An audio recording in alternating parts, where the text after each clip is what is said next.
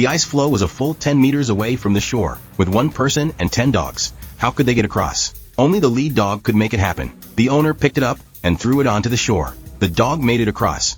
And now it was up to this one dog to pull the entire ice surface. He struggled in the snow, pulling with all his strength. The owner shouted, "Pull harder, keep going."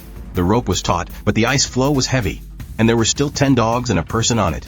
This was no easy feat. With all his might, he inched forward. The dogs were barking wildly, almost cheering him on. The ice was slowly inching closer to the shore.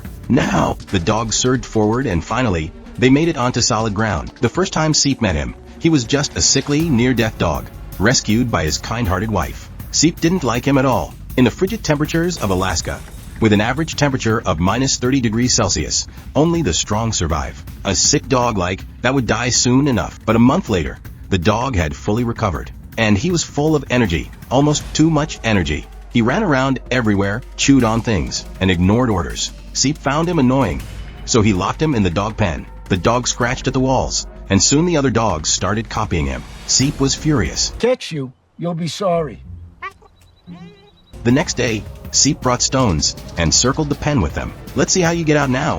Sure enough, the dog couldn't dig his way out. But one dog wasn't enough, so 2 or 3 tried. On the 7th attempt, they finally found a weak spot, and the dog crawled out. Time and time again, he defied authority. In a fit of rage, Seep cruelly gave the dog away. His new owner locked him up, but the dog went wild, running around until he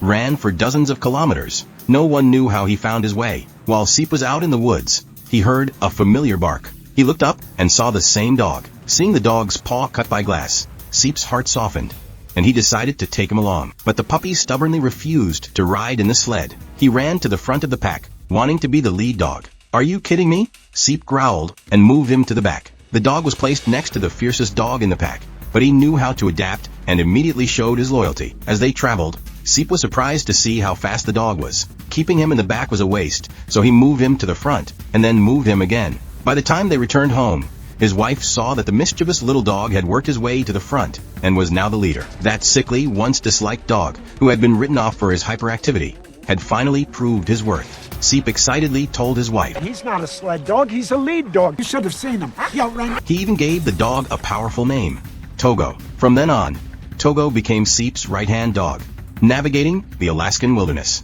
But the real test came when Togo was 12 years old, an old age for a dog.